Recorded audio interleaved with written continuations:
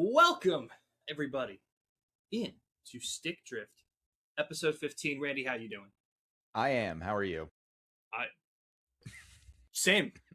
Yeah, that's good. That'll work. Yep. Randy, I have to talk about it really quick just at first because it is centered so clearly this week. The Pokewalker, Pokemon Soul Silver, that's so damn cool. Dude, it's awesome. It's so hard to find complete in box. It was a gift. I love it. Hell yeah.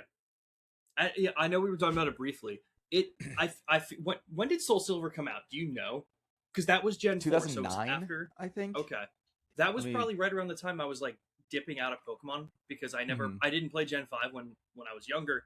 So I think Heart Gold and Soul Silver was like the first release that came out when I wasn't playing, and let me tell you, I missed out on that. Yeah. September 2009 in Japan, March 2010 in North America and Europe, or 2006 in Europe, but whatever. Yeah, so I don't think I was playing at that time. So yeah.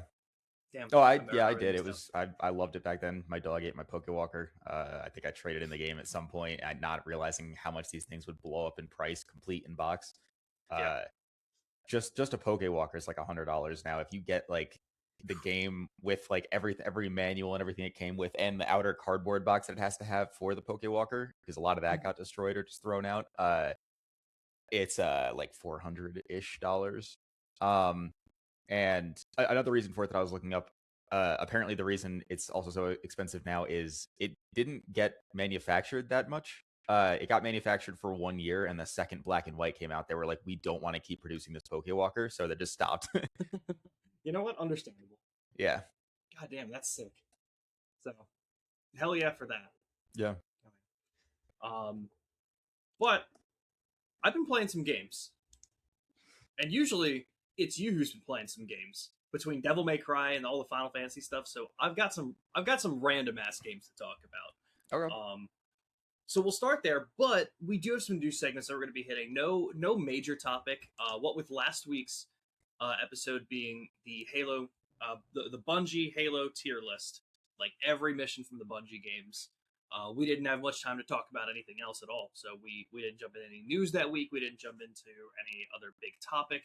So I think this week's going to be catching up on a little bit of news stories, and yeah, I think that'll be it for the most part. But yeah, I was on vacation the week before that, so it's been a couple weeks since we've done like a proper episode like this. So I want to first jump in and just mention very shortly 2 games that I played while I was on vacation. They were both like 2 hours long, but damn, dude, these games were really funny. It's called Duck Detective. Is this a series you've ever heard of that you're familiar with? No. Actually, I before you mentioned that you had been playing it, I forget exactly what it was. I think I was looking at the Master Chief Collection, and I was like, I wonder how many of the achievements he got on that. So I opened up your Xbox profile to see how many achievements you got in the Master Chief Collection, and I saw all the Duck Detective games there, and I was like, what the fuck is he doing? I was having fun. So, okay, the real reason I opened it at first, which like I'm going to tell you why you need to, because I'm going to convince everyone to play Duck Detective here. That's the goal today. But the reason I did is because I was playing Hellblade, but I was on vacation, and I like my room is like a living room area, just because we have 20 people in the family that go on this vacation. So most of the bedrooms are taken, and I'm like, I don't mind sleeping on the couch. So I was in the living room, and I can't be playing like Hell. For those of you who are familiar with what Hellblade is, or even just the name of Hellblade should give it away, that it's probably not the best game to have open when like your 6-year-old little cousin is walking through and scarring her for life with what this game looks like. So I needed something a little bit more easygoing. So I chose Duck Detective, naturally.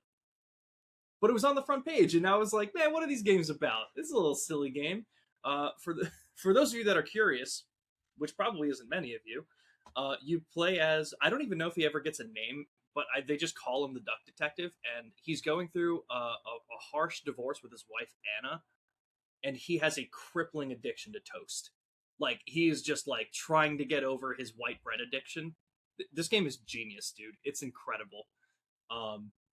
But there's 2 games for it. It's Duck Detective the Salami Bandit and Duck Detective the Ghost of Glamping, and Randy is trying so hard to keep his mouth shut right now. But he's doing it. The Salami Detective, huh? The Salami Bandit, mind you. Oh, Bandit, whatever. But Well, what the game is, it's just like it's a little 2 hour mystery game where you're kind of just going through it. It's almost like a Mad Libs where you have the actual thing you're trying to solve, and you have to talk to people, actually like observe the surroundings and like go examine stuff in the environment. And as you do, your character will make like comments to himself, and there will be keywords. And then you open up your notebook, and it has like the mystery labeled out with like a paragraph, and then you have to fill in the blanks with the keywords that you found. It's not a very, you know, crazy game or difficult Yeah. game, but the art style's kind of cool. And if you're looking for just like a short little mystery thing, like they were much better written than I was expecting them to be. Like I downloaded it because it was called Duck Detective: The Salami Bandit.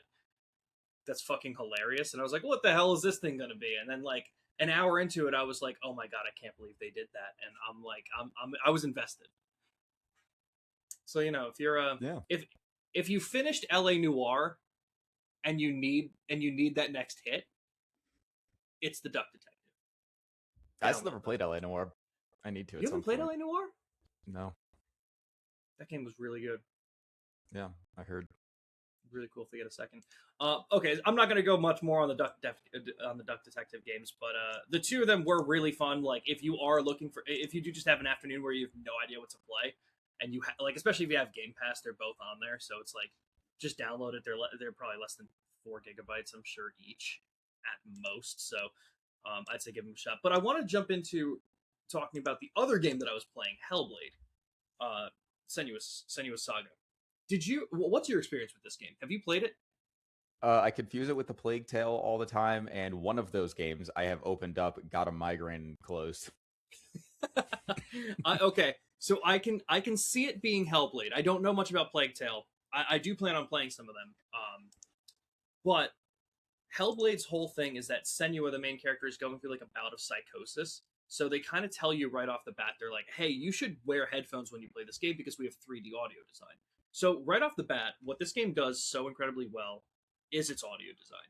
Like they simulate that feeling like constantly as you're going throughout the game, as you're walking around, like they have the voices whispering constantly all throughout the headset. And let me tell you, man, I almost threw up. That was disgusting. Like I'm not someone who plays games with headphones. So like right off the bat, I was like, all right, this is gonna be a lot more like up close and personal, and that's what I got. And I was like, oh, this is terrible. But so cool with what it was doing.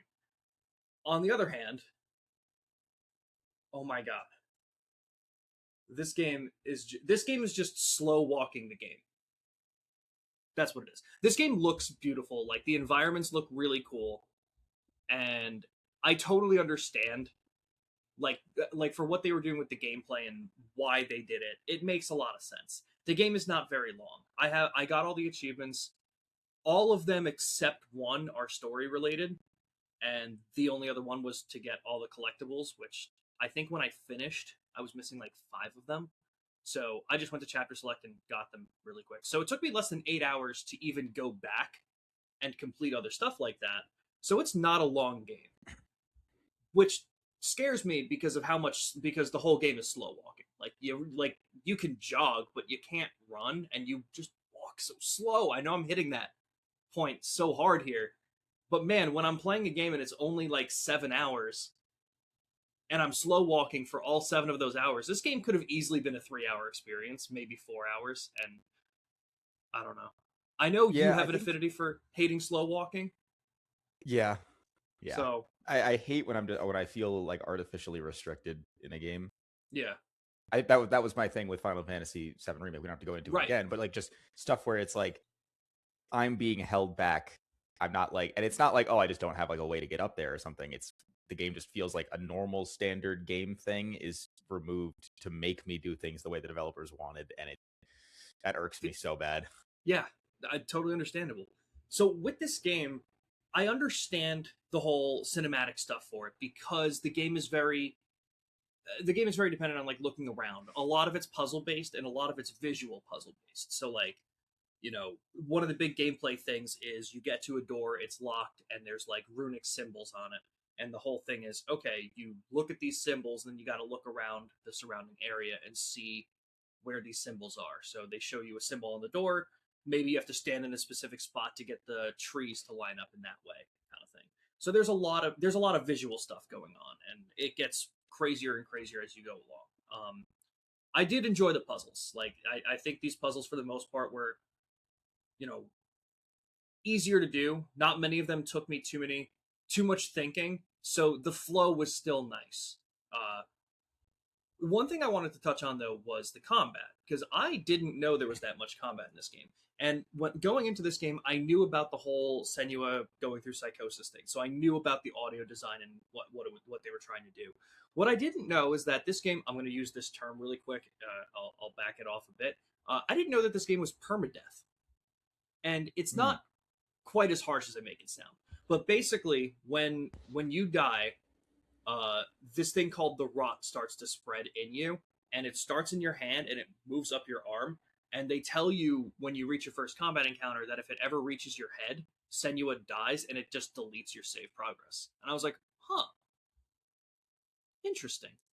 Didn't know they did that. Which wouldn't be an issue because by hour 6, I had only died one time. And I was like, oh, this is fine.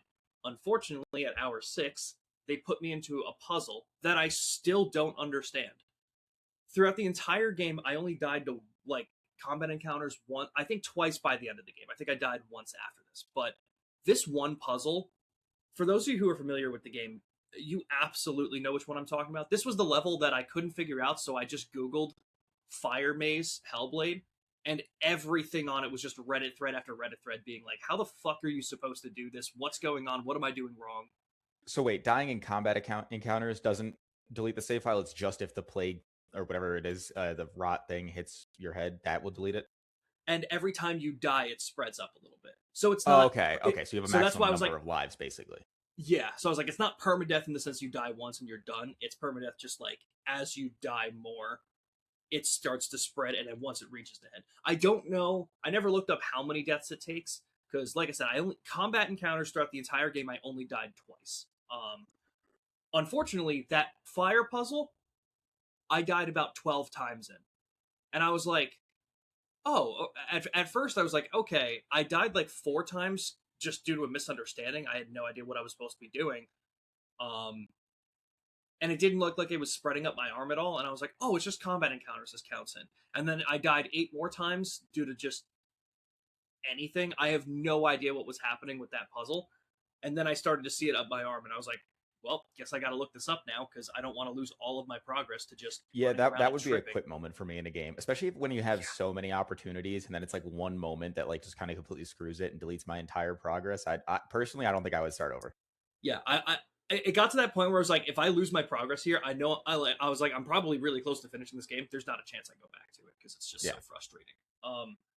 So that I'll tell you, like I was enjoying the experience through this game. And it got to that point, and oh my god, it ruined so much of it for me so quickly. But made it through it. Don't know what I did different on that one. Again, if you're familiar with the game, you probably know what part I'm talking about. It seems like a lot of people found it very frustrating. But outside of that, the combat itself was pretty fun. Very basic enemy types for the most part. Like there's maybe like 3 or 4 different enemy types throughout the game, and they're curated encounters. Like you don't just find enemies throughout the world. You'll get to specific points and they'll be like, hey, here's 10 enemies that spawn in, kill them real quick, and that's it. One thing that I did want to shout out with the combat though are the boss fights. I think the boss fights are done really well in this game. Like again, for a game that I didn't hear anything about the combat for, I was kind of surprised that I enjoyed it so much. It's pretty simplistic. It's nothing crazy. But especially when it's one-on-one, it felt so nice. I won't spoil any bosses in case people are planning on getting to this game. I know the new Senua game just got announced, so some people may have seen that and been like, oh, maybe I'll play the others. So spoiler-free for the most part. But the first 2 boss encounters had such cool mechanics that I really enjoyed. And there's a boss towards the end that is probably one of my favorite boss fights that I've ever encountered with how the mechanics worked and what they did. Which, again, for a game that the combat wasn't the main focus point, really shocked me and surprised me. So, at the end of the day, I enjoyed Hellblade enough to jump into Hellblade 2, I have it downloaded and I'm gonna give it a shot, but I wouldn't be surprised if I drop it if it's Yeah, more of fair. the slow walking, more of the same visual puzzles. I don't because like when Hellblade 2 came out, most of what I was hearing about it was, yeah, it's good. And then I didn't hear anything after that. So I think it Yeah, like well, I think it's one of those things where it was like an indie developer that didn't have the biggest budget, so they focused on a couple of things. In this case, it seems to be like the graphics, the story, and like a couple of the gameplay elements. But it's clearly lacking in some ways because they didn't have the resources to do everything. and it would make sense. Yeah. Um and that's why like I think the new like that when they showed off Senua at the Xbox showcase, like I feel like they really showcased the combat, which again I think surprised a lot of people because we didn't know that this what these games were about, and I don't think that they are still. So I'll give it a shot, see what happens. But yeah, definitely the audio design and graphics are the main focal point, and we'll see where everything else goes with it. But Yeah. that was what I was playing on vacation. Then had to download the Duck Detective game so my little cousins didn't get scarred by seeing that stuff on the screen when they walked by. Um, but a game did come out while I was on vacation that I wanted to talk about a little bit more.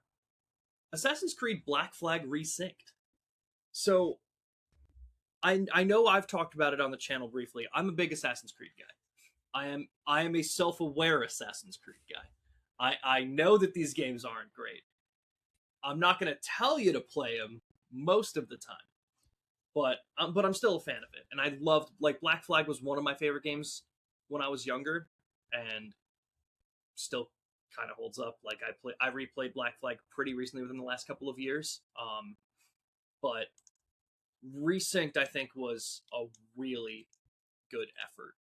Now you said you might want to try this game too, right? Yeah, I do want to try. I liked Black Flag. I like some of the older Assassin's Creeds a little bit. So I don't know. I'm in a weird spot with Assassin's Creed because I was never like growing up. I was never the biggest fan. I didn't like one, which I don't think is a very uh hot take there. I didn't really No. like one. Yeah. I didn't play two at the time. And I know everybody loves two. I played. I don't remember the exact release order now, but I played and loved three, and I know a lot of people did not like three. And then I played and loved Revelations and Brotherhood as well. Loved those ones. Played Black Flag, loved Black Flag. And then really after that, it was like, nah, I don't care. Yeah. Kind of fell through. Yeah. Unity actually, I really did like. I played a little bit after it came out, and a lot of the bugs were fixed. And I know looking back now, especially a couple of years after, because I know they put out updates for a while for it, it actually is a very good game now, apparently, but I haven't gone back to it. Syndicate I couldn't give less of a shit about. I don't know. I tried. I hated the grappling hook. It felt like you completely removed the climbing and the parkour from yeah, and Origins was cool. I surprisingly liked Valhalla. The game was just bloated to high hell. I put like I think almost 80 hours into Valhalla and didn't beat it, and it got to a point where I was just like, I'm still just doing the same shit. I'm done. Like Yeah, no, understandable. And that's why like for as much as people talk about Shadows and how much they enjoyed Shadows, I like again, I am a huge Assassin's Creed fan. I think I am on the complete opposite side of the fan base. I think I hate Shadows Shadows. Shadows is abysmal. Yeah. Shadows was such a large step in a horrible direction for them, and I think a lot of the reason that I can explain, and I'm curious on everyone in the comments, get at me and tell me what you think and tell me how you feel, tell me why I'm wrong. But I think with Valhalla being as big and as long as it was, I think they wanted to kind of dumb that experience back down a little bit, and that's what Shadows was supposed to be. They wanted to not make it shorter and not make it smaller, but they were like, well, instead of having it be this massive open world to explore and have everything everywhere, why don't we just make the most beautiful looking Assassin's Creed, but have everything available to you on the main path, and then have you not be able to explore everywhere you want to go? And it's awful, I Randy. thought God, Mirage was a pretty good like middle ground of that. yeah, Mirage I didn't think was bad. That was a nice little like callback to like the older games while still having some of like the newer elements to it. yeah, Wasn't like a complete game, but it also wasn't even like full price. So sure. yeah. They knew what it was, and that was it. Shadows I hated. Jacob, Jacob was his name, right? In Shadows? no, well No, who now am I thinking of? Yasuke, Why did I Jacob think was from Jacob? Syndicate. Jacob was Syndicate. from Oh, Syndicate. okay. Yeah, I don't know how I mixed that up, Yeah, but are yeah, you talking Yasuke felt like Yasuke? a he felt like a superhuman, like nowhere Assassin's Creed whatsoever. Not like the kind of gameplay I'm looking for in that. Uh, and he was huge too for some reason, like massive, like I want to cut in on that because I think because you said the exact way that I was saying it, because I think what they did with the combat in Shadows is uh, I think a lot of people can dumb it down to saying that Shadows has the best combat in any Assassin's Creed game. But I'm going to do you one better, Randy. I don't fucking care. I don't care if there's amazing combat in the game that I'm really not supposed to be getting into combat that many times in. It's like, okay, that's well, cool. my thing is, I don't like the combat in it. It felt like abilities and everything. Like when you're playing as Yasuke, it felt like I'm playing like a super. I'm kind of like what you're saying. I'm playing a different game, but even still, it didn't feel like it fit. Maybe it could Right. have been good combat in a different game. Yeah. And then what was the other character's name? What was her? Now way. Naue. I liked playing as Naue, but the thing was, when you do get into combat with Naue, she has the moves and like the move set and everything that makes her feel perfect for the world that she's in. But she just doesn't do any fucking damage, so I just it makes every combat encounter suck. Like So it. what happened was like we had Odyssey, Valhalla, we had Origins and stuff like that, and how I played these games was this is cool. I'm going to sneak into that fortress. But if I get caught, I'll just kill everybody. And it seemed like we took the step backwards because I no longer had those options available to me. Because if I Yeah, was if I infiltrated as Naue, I had to be stealthy because if I got caught, I wouldn't do enough damage most times to make it worth it. But if I played as Yasuke, I didn't have the option to be stealthy, so I had to play into a specific play style. And I'm like, why am I being limited? Like, we're yeah, moving because backwards. It feels. it felt like they were trying to give players a choice of like, hey, if you want to be somebody who goes in and just destroys everything, you could play as Yasuke, and if you want to be stealthy, you could play as Naue. Except I feel like with most people, you end up doing a little bit of both, and it just feels punishing then at some point either way. And I didn't want to play as Yasuke to begin with, just because that's not like I'm not going with that goal. It removes options from the get go of like being Yeah, stealthy and everything. yeah, Uh, and even when you're not, even when you are like just actually fighting things, you still don't feel like an assassin. You feel yes, like Captain America or something. Like, 100%. yeah. So with Yasuke, then it's like, oh, this is the right play style. It just makes every enemy a fucking like basically a bullet sponge. But yeah, Yep. Yeah. And and that's all to say, like, that's just the gameplay stuff that I had problems with Shadows because with as big as the world in Valhalla was, with things scattered everywhere to do and way too much content that people were saying, like you said, it's bloated to all yeah, hell. They wanted to dumb that down for Shadows and say, okay, we're not going to put content everywhere. What we're going to do is we're going to give you this beautiful, luscious world, and we're going to keep everything that you can do to the main paths, which kind of works against it in my opinion. You have the most beautiful looking Assassin's Creed game in a world that everyone's wanted to explore for so long, and you removed every reason to go off and explore it. Why would I walk over this way if I know there's nothing gonna if there's not gonna be anything over there? And it's so yeah. frustrating. And not just that, not just no reason to go over there, but I don't know if you guys like if you play Odyssey and you play Valhalla, you can climb anything. You can go anywhere for the most part. It makes that exploration feel good. Whereas in Shadows, there's so much thick, thick plants, vegetation, whatever in certain areas, and that just might be Japan in the setting they went for. But like, I don't care.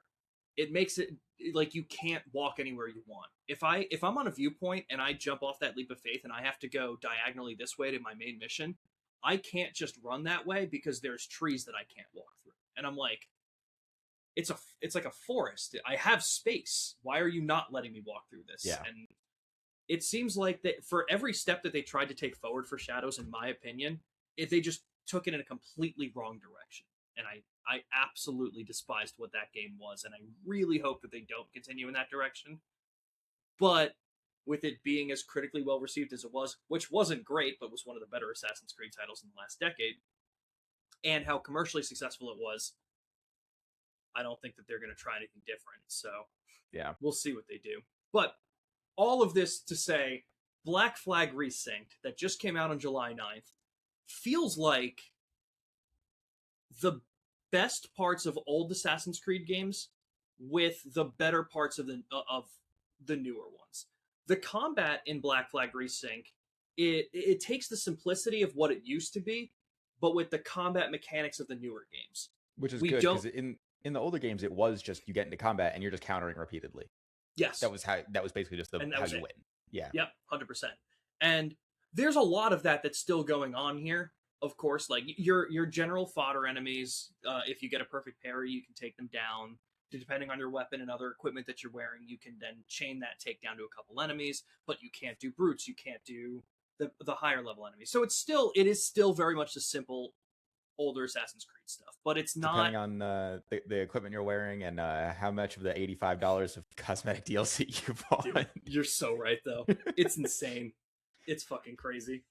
Um, But what I did like about it is they made boss fights feel like boss fights. When you get to those like important enemies, they do actually have a little bit of strength to them. They do dodge your attacks most times. There are different strategies to take them out, which I really liked. I'm trying to think of like the other big spots of combat. They, like I said, it just removes the RPG skill tree mess that Shadows had. That I think Valhalla had. I don't remember, but I know Odyssey had that. So it's not an RPG. They removed the RPG elements and made it way more simplistic. And if that's your kind of thing, then that's really cool. Yeah. The ship combat, the couple things that they added were really cool. For those of you that are familiar, again, this is going to be mostly spoiler free. You know, it's weird because it's a game that came out 13 years ago, but I think there's a lot of people that are looking forward to jumping into this game that didn't jump into the older ones that have that stigma against Assassin's Creed because it's Assassin's Creed. Um, so this is all going to be spoiler free, but there are new characters that are introduced that they talked about in the trailers and stuff like that. The naval officers, basically people you recruit to your ship specifically, and every time you recruit one of them, you get a new skill. So one of them, this is where the slight spoilers come into play because I don't know what's been said in the trailers, but like one of the abilities is you get a perfect brace. Basically, when you have oncoming damage in naval fights, you can hit the X button or the square button to brace against enemy attacks. And if you click it at the right time, at like the moment that you get hit, it does a perfect brace and like protects you from extra damage. Um, you get like an increased ram, you get a different kind of mortar and stuff like that. So they're adding new things to the naval combat that make it so much easier than it even was in the original game. So it's just fun. Again, it's Yeah. not difficult. It's fun to shred these ships. I think the introduction of the storms and the dynamic weather were really cool. So the game looks unbelievably good, and it's fun to sail around in just as it was back then. So I think there's a lot that they did well. One thing I definitely wanted to touch on, because it is just the story of Assassin's Creed Black Flag. They removed the modern day stuff completely. So, which is good because they're like, again, as a major Assassin's Creed fan who was very shocked after what happened in 3 and how they were going to keep it going, they chose the weirdest fucking way to keep the modern day stuff going, and we just didn't need it at all because we never needed it after. I never liked the modern day stuff to begin with, so I didn't really. The modern day stuff was what I was playing it for. Well, not what I was playing it for, but like I thought it was all building out to be the modern day Assassin's Creed, and then they just fucking killed that idea, and I was like, oh, where are you gonna go? And they were all just like, and they just kept doing, and like it became one of those franchises where like, well, if you don't do the modern story and you don't make a definitive ending, we can milk this out for everything it's worth. I don't know if that worked out better for them. They're definitely still making more money than they would have by ending it, but Yeah. I don't know if the legacy is worth it. But they're definitely making money, so I see the reason. But they removed the modern day stuff, but they did add a couple of things. Like I said, the naval officers were new. One thing that they added, again, I'll keep character specific stuff out of it. I don't know if you'll know what I'm talking about, but there's a specific person in the story of this game that dies historically accurately. So you can probably guess to who I'm talking about if you know who's in the game. And they added like an 8 mission quest line towards the end of this game that's like they're getting revenge for him, like going after the killer. I feel like I know who you're talking about, and that's a little weird to me. I think that was really fucking cool because like it kind of just happened. We got the scene, and then everyone just. I haven't played the game since like it came out, so that's fair. I don't remember how they're connected too much. If I'm thinking of the right person. Okay, everyone just kind of moved on, and I was like, oh, I mean, like, I guess there's nothing much we can do, but like, I don't know, Yeah. we could like ask around or something. Like, we have an information network. Like, I feel like we could do something. So Yeah. this was pretty cool. This was like an 8 mission quest line on dealing with that, dealing with other things with it. Just giving a little bit more closure to that quest line, and I don't know, I thought it was really cool. So, in addition to being, I think, a really well done remake, boss fights, how the game looks, it's very, very close to the original. I don't think there's really anything that they like took away that I was upset by. You know, in the original game, it felt very grindy with some of the materials and upgrading your ship and getting money to get new weapons and stuff like that. I remember plundering warehouses and then going and hunting wildlife to sell the skins. I didn't have to do that a single time in this game. And anytime that I did want to plunder the warehouses, what was nice is in the original, they didn't tell you when they would reset. You would just have to look at the map every 15 minutes and see if it happened, because all of them had different reset times too. So it wasn't even like a cycle you could just do. It was awful. But Yeah. just a quality of life thing where you plunder the warehouse and they're like, hey, 2 hours and 15 minutes, come back. And I'm like, whoa, I don't even have to guess? That's sick. So just bunches of quality of life updates. If you liked Black Flag back then, you'll like this game. I'm almost positive of it. Yeah. So that was my experience with Black Flag Resynced. I just got the last achievement last night, so I am done with this game. It took me like 42 hours or something, because I didn't know the last achievement I needed was stuff that had to be done in real time, like fleet missions. So like when you take down a ship and you board it, you have the option to repair your ship, lower the wanted level, this different stuff, but you can send it to Kenway's fleet. So that way you use that ship to do fleet missions that are like, hey, this one takes 30 minutes of real time. As long as you're in game and playing, in 30 minutes it'll be done. But I didn't know about that until I had everything else done. So for like 12 hours, I just had it up doing this stuff to collect the last couple things I needed, and I was like, I really wish I knew about that. Yeah. But that's a me thing. Other than Yeah. that, I think this game was fantastic. Definitely worth the money if you're into it, and definitely worth a try if you're thinking about it. That's how I put it. Yeah. I want to talk a little bit about Monster Hunter if you're all wrapped up with your stuff. Yeah, because absolutely. I've been playing a lot of single player games recently. So up until like the past like week or so, I was like, all right, I need a little like breather from like just focusing on a bunch of like story stuff. I love Monster Hunter. I haven't done the title update stuff in Wilds, so I wanted to go do that stuff, and I'm almost done with it. Well, okay, so I've been playing that, and then I've been playing Rise with some of my friends. Rise, we've been having a lot of fucking problems with. I don't know what it is. It was on sale on the Xbox for like PC app, so we got it there. Unfortunately, there's no crossplay, and we've been having a fuck ton of issues. I don't know if it's the same thing on Steam or anything, because a day later it went on sale on Steam too. So we've been playing that, and I don't know, we're having like so many like infinite loading screens and fucking just random communication errors. And like at one point I was in a lobby with them and I tried to I tried to like join a mission, and it just said you do not have permission to play multiplayer. And it's not even like the same error code, and we're all having these issues. And it's like, what the fuck happened? Because we played this game like 3 or 4 years ago on the Xbox for PC app when it was on Game Pass, didn't have a single fucking problem. And now it's just like next to unplayable. And we can't find anything online. It's like, try updating your Xbox app or like your graphics drivers, and it's like we're all set, like we're all updated. What the fuck is going on? That makes absolutely no sense. Yeah, we could do like 2 or 3 quests in a row, and then it's just somebody's getting kicked, and then we have to start a new lobby, and it's just I don't understand what's happening. So we might just stop playing, honestly.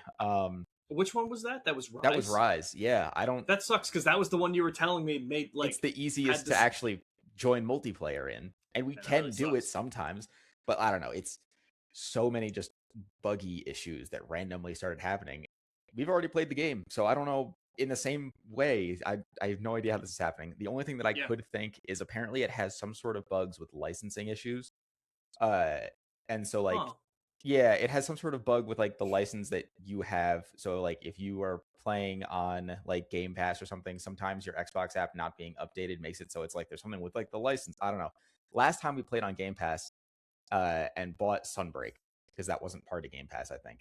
So now this time we just bought the base game for like $7 or something like that and trying to play it. And I'm wondering if the way that we played it last time being on Game Pass and now playing on like an owned copy is somehow fucking up the licensing. I don't know. Regardless, I love that game when it works. And then I was playing Wilds. I know you played a bit of Wilds. As somebody, I'm like a new gen Monster Hunter fan. I technically played, I think it was, well, okay, so I played like a little bit of Try with Brian back in the day, a friend of ours. And then like on the Wii, but like very little of it. And then I played Generations a very little amount on like the 3DS. I think it was Generations. And then World was actually where I started playing. So I'm like a new gen fan, so I know there's a lot of like quality of life stuff they did in that I think was good. The thing is, I have problems with Wilds in general. They took the quality of life stuff way too far. I'll start with the wound system, which I'm assuming you remember. That wasn't really a quality of life thing. Okay, so if you hit a monster repeatedly in the same spot, it'll form a wound on him. Then you can then hit to break and do more damage, which theoretically could be fine because you could just increase the monster's health and it wouldn't really do much. But at least to like low and high rank, which is never the difficult part of the game, but you could die in the older ones. You can't really in Wilds. You could just fucking keep a monster wounded and stun locked into oblivion, and they never get a chance to hit you. If you know what you're doing at that point. Right. I think I died like one time my entire normal playthrough of the game. It's not supposed to be the most difficult game in the world, but that shouldn't be the case. The difficult stuff comes with the expansion and things, so I have a little bit of hope there. But my bigger issue with the wound system is the focus strikes. Those, I think, are kind of killing it. For a lot of weapons are like just ruining it. Like, a big thing with Monster Hunter combat is commitment. You have to line up your attacks properly and then know the monster's patterns so you know when you have an opening to commit to things. And if you commit to somewhere you shouldn't, you get punished by it. Or if the monster moves because you didn't know the pattern and you just completely whiff your attack, that's kind of gone. You cannot really miss. It's hard. So it's still the same thing with like lining up attacks and stuff, but now with the focus strike, you can hold LT and aim your next attack. So with a greatsword, where it was previously like, hey, this thing's really slow, but if you can make the big hits hit, you're gonna do like 600-700 damage. If you start a combo in the older games and you're pointing a certain way, the combo has to go that entire direction that entire combo in that direction.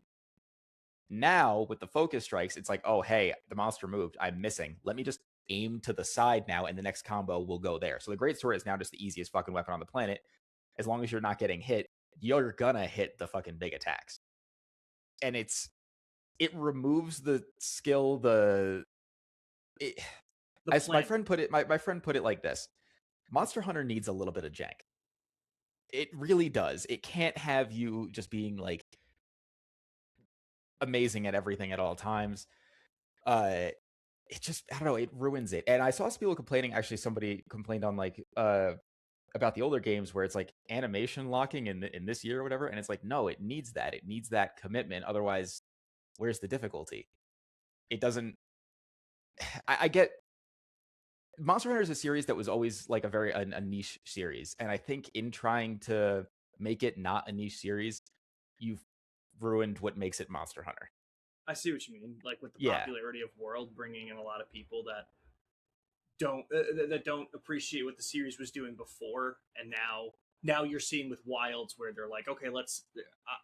I don't know too much about Monster Hunter, so maybe I'm a little bit off base. But with Wilds appealing to that mainstream audience much more so that they got with World, and you're alienating older fans.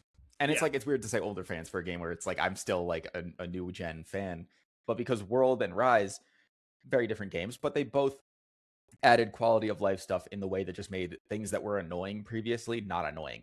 Like having unlimited whetstones. You don't have to go out and scavenge for things to sharpen your weapon with. That's a good change. I shouldn't have to do that. That's just fucking annoying. That doesn't make the game easier or anything. It just removes a needless collecting of items that's just running around a map pressing buttons on like stuff. Pickaxes breaking, that kind of thing. Like, it just removes a lot of like friction in places where it didn't need friction. The combat is one place where they have like added some moves to make the game more fun and like make other weapons more complicated. But then you also removed like you have to commit to an attack and know the monster part. You don't have to know a monster in Wilds to beat it first try. Uh, and that I think is a little bit, especially for like later on, is a little bit of a problem. They have, with the title updates from where I am now, they have made monsters harder. You can now die to them, but the way that they did it is just like, it's fine. Like, I don't know. They did give them more health, so you're no longer killing monsters in like 5 minutes, which perfect. The other thing is, because you can dodge out of like a lot of things now, or like aim a lot of your attacks, it feels like they just kind of gave a lot of the monsters one or two one-shot moves, which I'm fine with monsters having like a one-shot move. But if that's like your only source of difficulty, it just kind of feels weird, you know? Yeah. Like, I don't know, Yeah. there isn't a lot of like stagger anymore, isn't much of a thing. It happens, I think, a little bit in the Gogmazios fight, or like stunning. Stunning is, especially in like base game, you barely get stunned anymore. I don't know what it is. Like, it used to be a thing where like, hey, you get hit a couple times, now you're locked, you're stunned. You have to like wiggle your left stick or whatever to like break out of your stun, and if you don't do it in time, monster might hit you again. I don't notice myself ever getting stunned in Wilds. I don't know what it is about it. It just doesn't happen. It's weird. They did get a different director for the expansion, so maybe they'll have a little bit more of the mechanics that actually like make the game difficult instead of just, I got hit by the one shot move. Like, yeah, but I don't know. Title updates moved in the right direction. Monsters are harder now, but I think just like the base gameplay of Wilds has too many things in it that are too, I don't want to say easy, but like just, I don't know, ruin some parts of Monster Hunter that make it Monster Hunter. There's not enough jank. It needs more jank. I think one of the important things, and this is again coming from someone who hasn't really played Monster Hunter. I tried Worlds, I've tried Wilds. It's the hey, this is obviously a co-op game that we are making it very difficult on purpose to play co-op. That is Yeah, oh yeah, blocking you that's from just, doing this. But I didn't even I touch think on that, but yeah, you're so right. I think what's important to mention here about your experience with this, because I think a lot of people's response to Wilds being easy was simply, Wilds wasn't easier. You just know what you're doing more, and you said you went back to Monster Hunter World, and that Oh was yeah, yeah. not the Actually, right. case. I was seeing that because I was like, I'm not an amazing Monster Hunter player. Like, I had played through World and Iceborne, but I hadn't done a lot of the, at that point. I hadn't done a lot of the end game stuff in World, and then I had done Rise and Sunbreak and had done end game stuff in that. But there was also like massive multi-year gaps between that and when Wilds came back. It was like at least 2 years. I think around 2 years since I had played like Sunbreak and everything, and I hadn't gone back to it in that time, so I was incredibly rusty. I mean, I might have had some base knowledge that other people wouldn't have had, but like right after Wilds came out and I beat it, and I did on launch, it had no end game. There was nothing to do. It was fight the same two monsters over and over again. Sure. Uh, and they were already monsters in the game. It wasn't even like they were new fights for the end game. Right. And so after that, after I did that, and I had gotten bored of fighting Arkveld and Gormagala, I went back to World and started a co-op playthrough with my friend, and we died more times in low rank of World than we did in our entire playthrough and end game of Wilds. So people saying, maybe it might be true in some cases, but I don't know. People saying like, "Oh, it was always this easy. You're just better." It wasn't. I died like 5 or 6 times, maybe a couple more in low rank of, and low rank is like actually tutorial easy fucking mode. Uh, and I died more times in just low rank of World than I did in anything in Wilds. And so I just think like, nah, that's full. You're full of shit. I like, I don't. And it's like, again, I don't have that much experience in them, but I played the little bit of Wilds, was enjoying it. It like we kind of touched on, it was the co-op that was killing. I was like, I can't do this. Everyone's like, oh well, the real co-op and the real game begins when you beat the game, and I'm like, well, I don't want to get to that point. That's also a weird point to make, because let me fucking play the co-op game co-op. Yeah, please. It's not difficult. That's also a weird point to make, because a lot of the older games, it wasn't like World and Wilds where there is an actual campaign and quote unquote story that you play through with people. It was kind of just you're at the hub area. It was more like Rise, where you're at the hub area and you can post a quest and people can join and everything. So it wasn't like there was a campaign. So It was like, yeah, low rank and high rank, you just kind of fly through and then the game starts. But you were still able to easily do the other stuff. It just wasn't really a campaign. And then they added Right. cutscenes and stuff, and they They just kind of went in made a it. weird direction. They went in a weird direction, and I don't even hate that they added like an actual like they made it into a campaign thing. I don't hate that, but keep the ease of multiplayer part there. Please, please. But no, the little bit that I did of Wilds, I don't think I died once.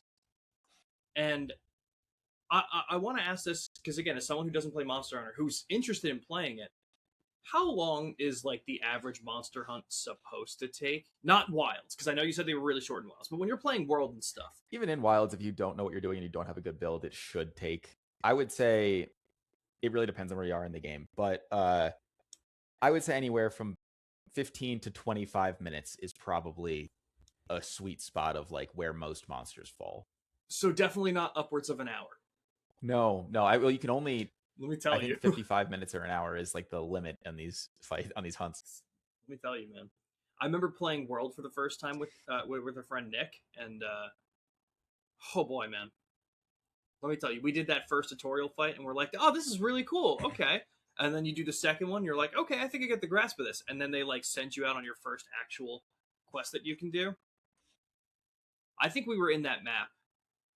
If there was a time limit, we definitely hit the time limit. If not, I can very much see us being in there for over an hour. And we're just like, this thing is not dying; it's just running away.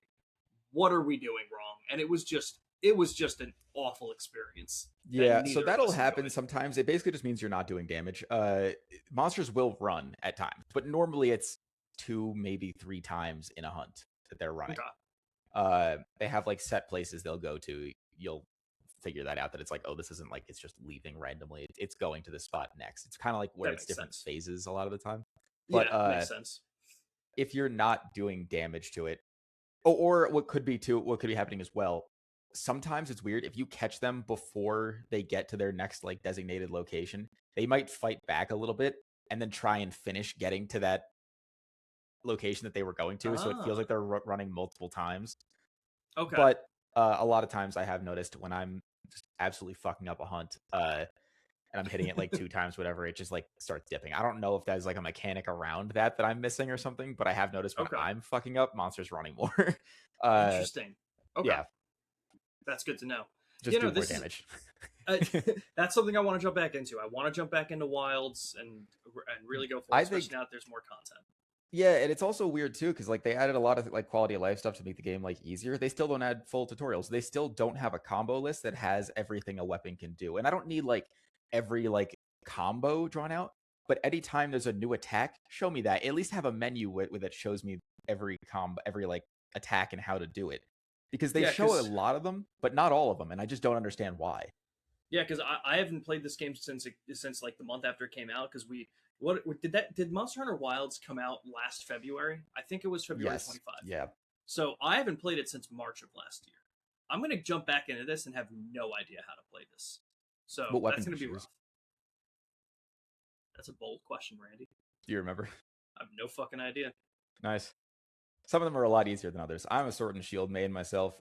Sword and Shield is technically like it's a weird one because it's technically meant to be like, at least in the earlier games, it was like this is a easier weapon for tutorials. It's not really at that point anymore. It still has some things about it, like it's the only weapon you can use a potion without having to put your weapon away first. But that doesn't even really matter anymore because in the older games, when you used a potion, you couldn't move, and then your character did like a fucking little flex after they drank, and it was you're getting hit again. Now you can just like basically full on sprint while drinking a potion, so it just doesn't. Putting your weapon away doesn't affect it. They've added a lot of like moves to the Sword and Shield, and I just love it because it's like a jack of all trades thing. You could shield bash to stun a monster if you're hitting it in the head with the shield. You can slice parts off like the tail and stuff with the sword. You have mobility. And that was one of the things I loved that they added with Wilds is being able to, if you're using like the basic Y attacks, if you're on an Xbox controller, you can move like a little sidestep after each one, so you can reposition while attacking. It has mobility. You can go airborne and like do like a shield drop or like a stab cut through it.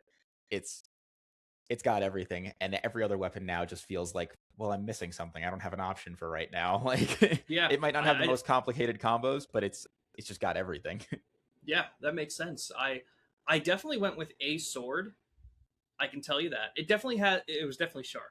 I know that. So I'm looking at the weapons. I can't tell you if it was a great sword. I don't think it was a sword and shield. Maybe a dual blades. There's the long sword and the charge blade as well. I feel like I maybe went the charge blade. Charge blade is probably one of the more complicated weapons. Definitely didn't go So charge blade then. it's What's possible like to quick? probably just do like an easier attack, but yeah. What's quick? Like, is there a quick like if I told you great sword, dual blades, and long sword? It would Is either be there dual one that blades or longsword. That those two are fast. okay? Because usually how I play these kinds of games, I usually go for speed as opposed to strength. I like dexterity. I like Yeah. being able to move around. So probably one of those two if I had to guess. But I would say dual blades are a lot more mobile okay, than longsword. But okay. yeah. So probably that. Yeah, no, I mean everything you're saying. This is a game that I really liked.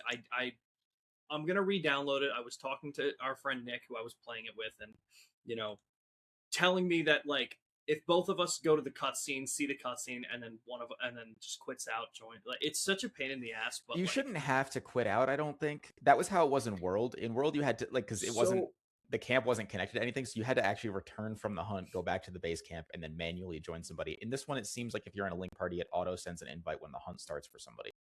So here's the problem with that. And again, maybe they changed it since we did it, but that was the issue that we were having. It does send the invite. However, since we're both in the fight, you have to make sure that you don't get Don't get hit. hit. Yeah. Well, and I'm like, why? Like Yeah. it's so frustrating because it's not just that it was done poorly, it's that it seems like it was intentionally done wrong at every single point.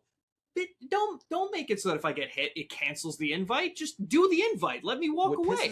What pisses me off more about it too is like with World, it was like, oh hey, there's cutscenes and stuff, and they fucked up the multiplayer with that. Whatever. It was their first attempt. I'll give them a little bit of leeway, even though it's fucking atrocious. Yeah, With sure. Wilds, they specifically said, hey, we understand your complaints from World. We've fixed it in this one. You didn't. What's different? Like, what do you think they fixed? I think they think, oh, I don't know, because it's like I don't really know what they they fixed, because like realistically, no. it's like the only real difference is since the world is connected, there's no like setting out on hunts. So you're cutting out a couple of loading screens that way. But when you in World, you had to individually set out on your own hunts, get to the fight, watch the cutscenes. The cutscenes were unskippable, and then you had to manually return from the hunt. Then you could. Oh wait, no, actually, you know what? That's what they fixed. That's what it was, because the person who started it also had to return because you couldn't post the quest if you hadn't watched the cutscenes yet. So they also had to return, post the quest, leave again, and then you could join them. And then now it's like they don't have to leave. One person doesn't have to, and the others can just join. They still have to watch the cutscene, and the cutscene's skippable now. So there's that. Like, You man, let me tell Capcom about this really cool feature called fucking invite to game. yeah, right. Unbelievable. Game changing in 2006. And then being able to stay together and just start the next hunt after. Dude, it's almost like every other company in game development has this figured out. It's crazy. Yeah. I don't know. Maybe one day we'll just have the technology. I don't know. I really don't. Maybe they'll have the technology they already had when they did Rise, and you could just join a lobby and be together. And you know, Randy, post quests, and anybody else. You know, Randy, them. You're asking a lot. You're asking a lot.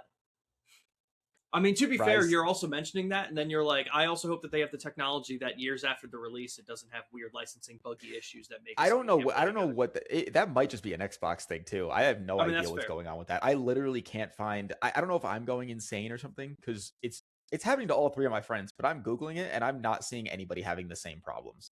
They're all like, I'm getting this one specific thing over and over again, and it's like, no, we're getting dozens of error messages. That's so weird. Like different things, different like infinite loading screens, communication errors. You don't have permission to play multiplayer. You just randomly kicked out of a hunt. No fucking idea. It's just at a loss. There's no consistency to it. We are just always getting some game breaking thing where I think I need to either restart my game or just rejoin. We can't post a quest through the in-game thing because then it just locks you on a loading screen. You have to join through the Xbox menu. I don't know what's going on. Shout out Capcom. Yeah. if you guys know what we're doing wrong, let us know in the comments, because I would love to know how to play co-op and not have it be the actual worst experience I've ever had in my life. Yep. But yeah, I'll jump back into WoW. It's definitely something I want to do. So, especially for the expansion that's coming out. When's that expansion coming out? Was it spring They next just year? said 2027. They didn't say like anything else other than that. Okay. Well, we'll have that to look forward to. Yeah. Well, Randy, we're an hour into the episode, but we have a little bit of news to talk about. Yeah, not too much, but some Yeah. small things. We'll jump into it. I'd say some small things and then a bigger thing, but I honestly don't know how much we'll have to say about most of it. So let's just start with this really quick. I'll read a little bit from this. Again, like how we've been doing this hasn't really. I'm trying to think of how to open this link that I posted. That was unfortunate. Man, I wish I was more tech savvy with shortcuts, but I'm just simply not. But Halo multiplayer project being canceled. Mm-hmm. How do you feel about this? Like, where I didn't see like anything on this, so I'm gonna like let you take this because I don't know what you're talking about. Gotcha. So basically, with Halo Campaign Evolved coming out, you know, we were all kind of like, oh, this is going to be really cool. We all love Halo 1. And then it was announced that there was no multiplayer, and everyone's like, oh, we are 99% less excited about this. And me personally, I play Halo for the campaign. The multiplayer's fantastic, but I am the single player guy, as you guys probably know at this point. So, of course, I'm upset because that would have been really fun to jump into and have this player base resurge for, but the campaign is what I was looking forward to. But I also think I would like to actually jump in if you don't mind. Yeah, just about that really absolutely. quick, because I agree in that I was probably looking forward to the single player a little more, but I am more pissed off about there not being multiplayer than you, because I just think that's just a fucking massive blunder, even just for sales and for like, even if like you only care about single player, what the fuck? Why? The maps are already made. You already did the work in redoing the rest of it. What is stopping you from doing? Why not? Just so. It's funny that we mentioned that because I don't know if I have said it on the podcast, and I really hope that I did at some point, and I feel like I remember saying it.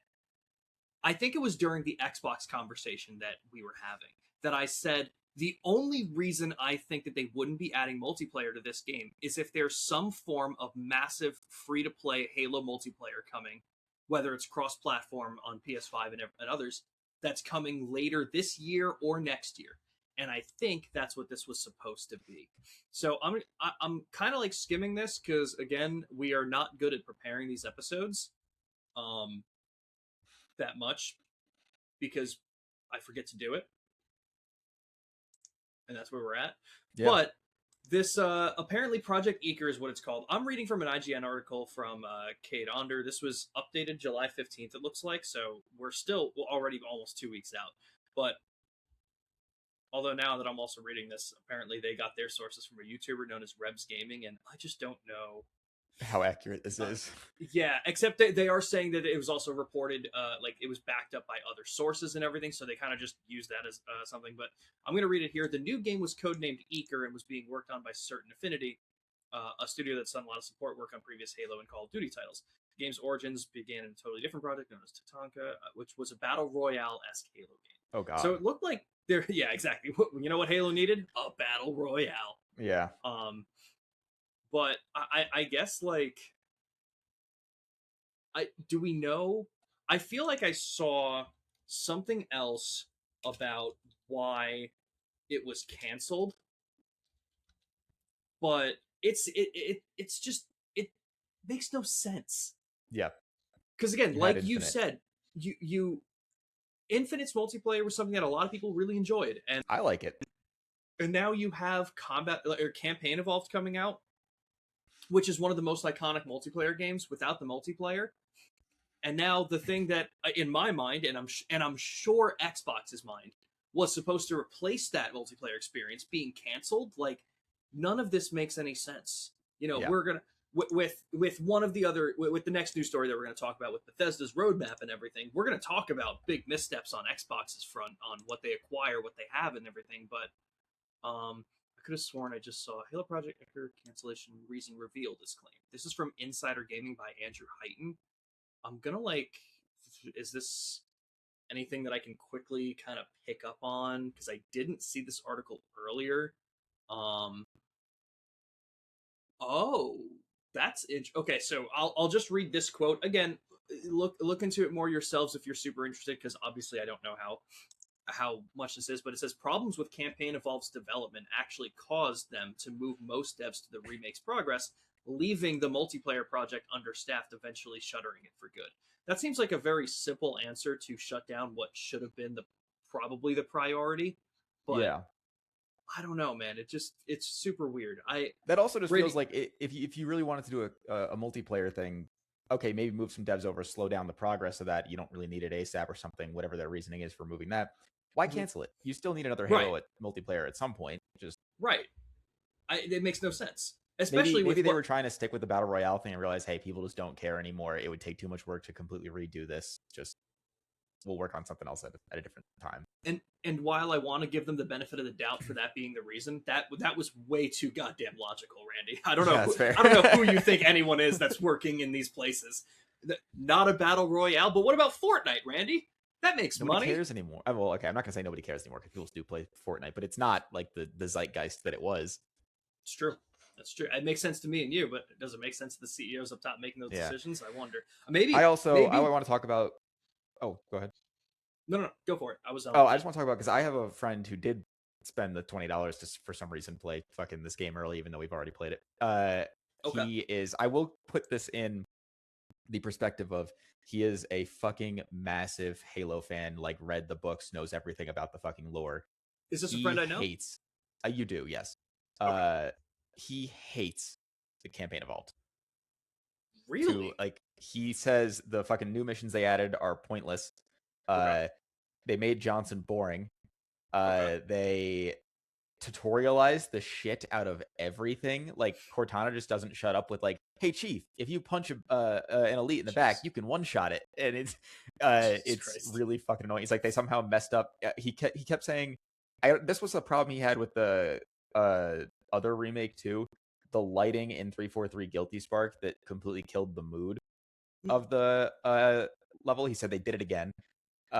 He was like, it just kind of it's just like or Cortana is just making a bunch of like jokes at Chief all the time. I guess I don't know if that's just in the first two missions or they changed dialogue in the older ones. I didn't ask too much about it. What he was saying, but he was like, they just I don't know. The tutorial thing is the only part that he spoke out to me that I noticed as an issue, and I'd be like, oh, that would be fucking annoying. Of like, I hey guess Chief, like you can move slower if you crouch if you down like that. crouch. Shut the fuck up. Like, It's one of those things like it's probably a weird situation to be in because they probably never had to think about this yeah, because it's coming to PS5 for the first time. It's on a completely different platform for the first time. Like I if I had to guess, I can rationalize that out with being like, all right, well, we're bringing this game to a totally new platform, a totally new clientele, basically, that maybe never had an Xbox that might be jumping into this. With that being said, you were giving me the most generic pointers that anyone would have been able to figure out. yeah. That like we almost didn't need a tutorial. You don't need to tell me to like crouch to walk slower. Like Yeah, or like to. I it's don't know if that was an actual one that he had said. I remember him saying a couple of them. The only one that okay. I remember him genuinely saying was, "You can one shot enemies in the back with a melee or something like that." It's like let people play the game. It's a first person Figure it shooter. out. Yeah. They'll figure it out. Like It's the whole situation of like granted it's a different situation, but I think it's on the same level of like, I think people talk about God of War Ragnarok in the sense of like you start to do a puzzle, and if you don't solve it in 10 seconds, the person you're with is starting to tell you how to solve it, and it's like just give me 5 minutes, that kind of thing. Like let me figure this out for myself, then start giving me tips or whatever. yeah, And especially for like for a remake like this, it's a tough situation because you're remaking the first game for a new audience where it's like, okay, maybe we do want to give these tutorials, but you're also remaking the first game in a series that people are going to love and probably have already played, so you're like, all right, I don't need this. Like maybe if there was a way to tone it down, like just a slider, be like Cortana, very or like talkative, or no tutorial, just yeah, I don't know. yeah. I Oh just yeah, I feel think like he it's not said that Chief difficult. talks too much too. Which Interesting. I saw that I could believe that because I know what they did in Halo 5 and Infinite, and yeah, he does talk a lot more. Yeah, So I could see them continuing that trend. I think they're kind of trying to make Chief an actual like character, character as which opposed to he just wasn't a blank. He was a blank slate, and he had a right. couple badass lines, and that was his thing. Yep. They're trying And to I think give they're him trying. depth, and Yeah, it's really weird to give a character depth after 20 years and yeah. closer to I 30 don't. at this Yeah. point. 25. But yeah, it's a weird move altogether. But also, I could see it being a case of like we were talking about before the started with like the Avatar movie and stuff, where there's like hardcore fans of a series, and it's just any deviation from what you know, even if it's technically a better change, you hate it because it's not what you know of as Yeah, the series. and I'm interested to jump into this. Just to let everyone know, we're recording this on Sunday, July 26th. So this is almost 2 days to the hour until it comes out. I think it's not a staggered release, so it's all coming out at the same time. Randy, Yeah. I meant to tell you, it's coming out Tuesday at 11 a.m. So I think it'll be 9. Yeah, I'll be at work. But you could always just not. Have you ever thought about that? God, it's a fucking priorities or something. But I'll be jumping into that. But one of the things that I think is a perfect example of what you're saying is the addition of sprint in this game. I think a lot of people are very upset that I'm over getting upset about sprint, personally. I don't get it. Especially like the thing that makes it so much less important and so much it makes so much less sense to be upset about it is there is no multiplayer. Yeah. What are you getting so upset at? Especially because there's a way to toggle it. Well, so that part actually I have a thing about, because it really depends on the level design.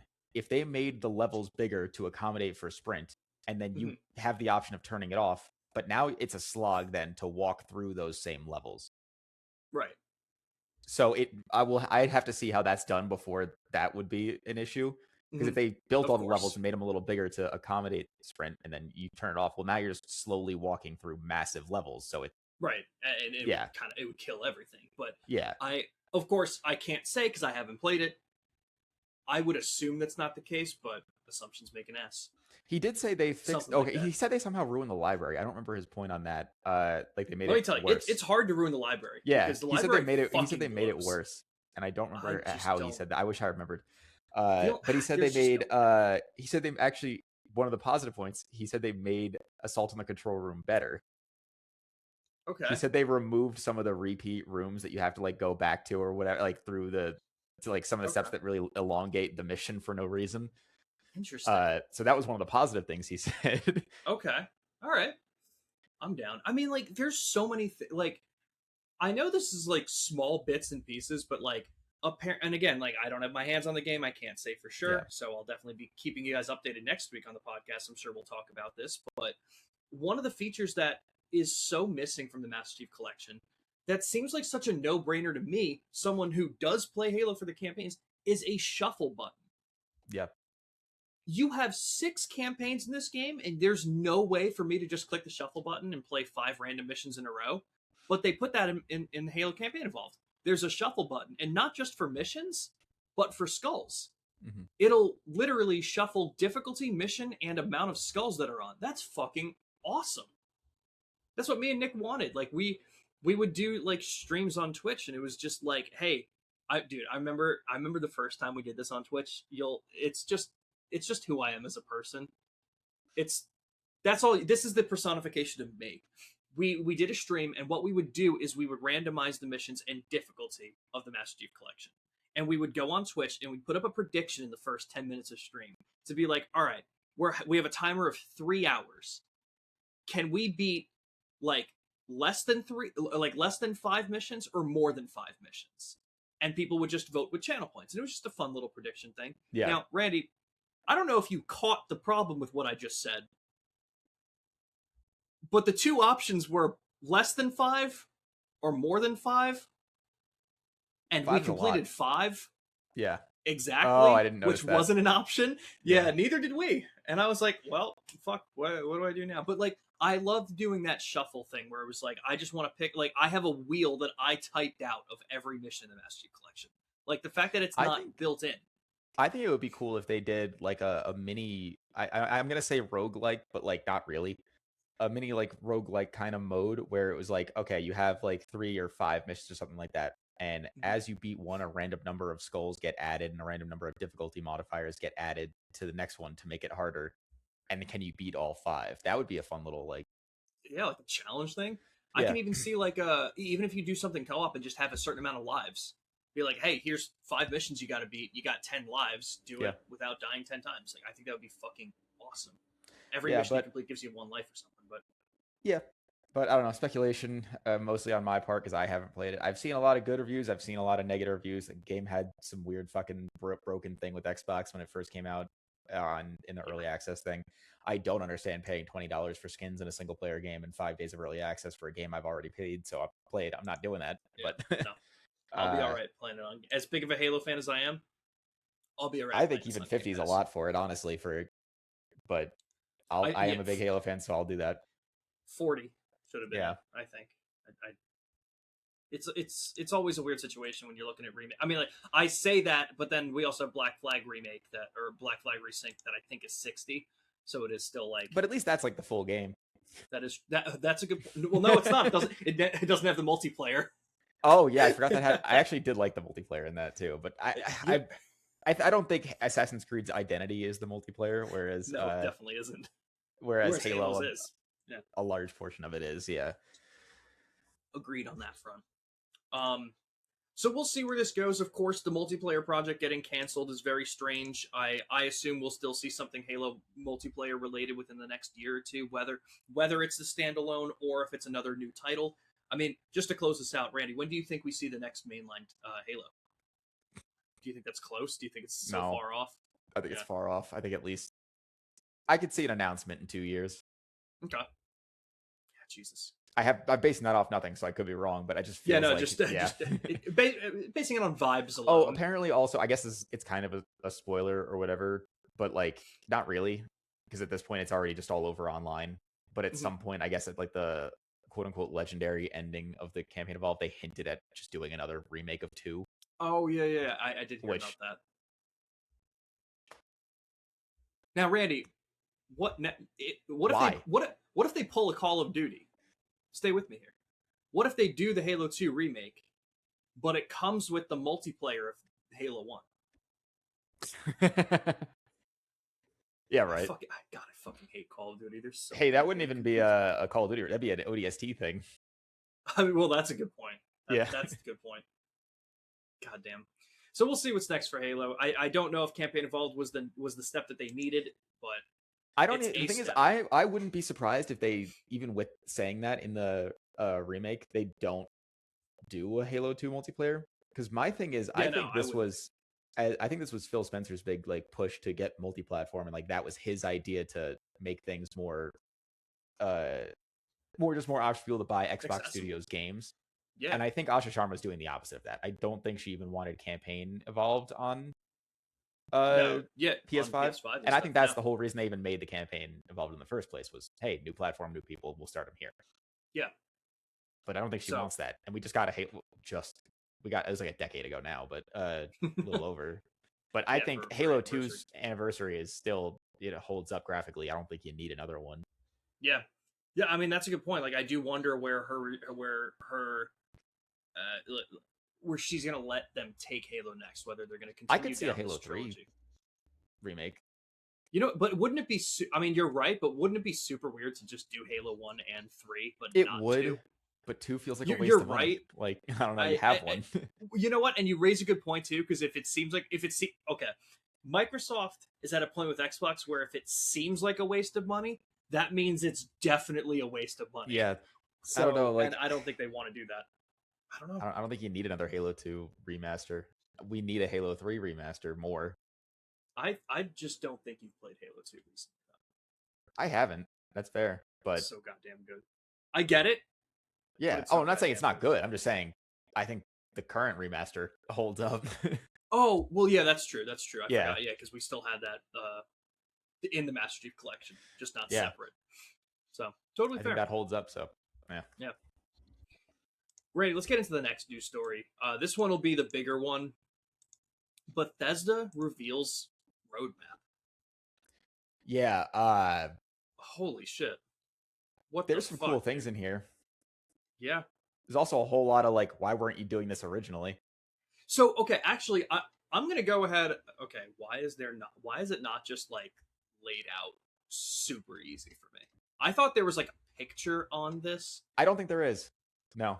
That's actually nuts. Okay, hold on. I think there was like a fan made one, but like that was like Let me see if I can just type in Bethesda roadmap list. Let me just see if I can go to images and list that out really easy. Wow, that is way more complicated than I thought. Okay, so I'll just read it from here. Basically, I'm again just to quote it. I'm reading from another IGN article by Ryan McCaffrey. I actually do know that name. I know some names. Name, yeah. I listen to Kind of Funny a lot, so like they do a lot of this stuff. We don't read from articles very often,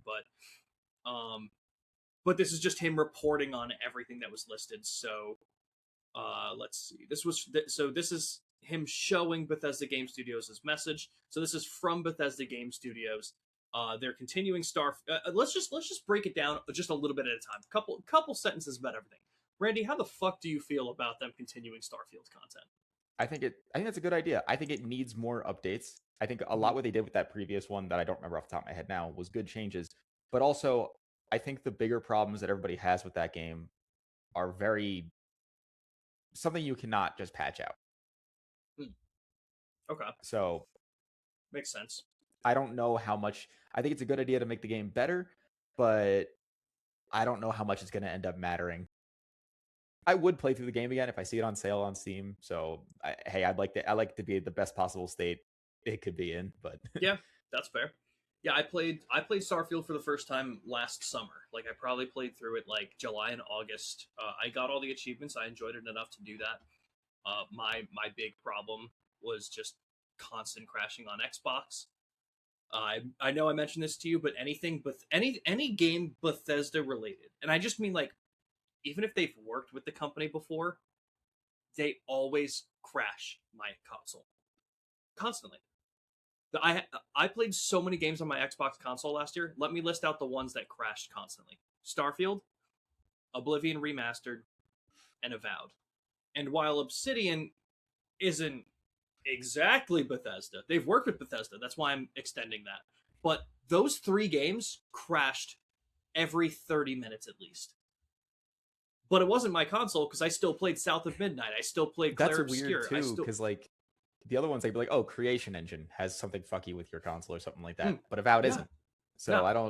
I don't know what the hell is going on. And Avowed was the worst. Now, Avowed didn't just crash me to the home screen. Avowed actually just crashed my console and turned it off several times.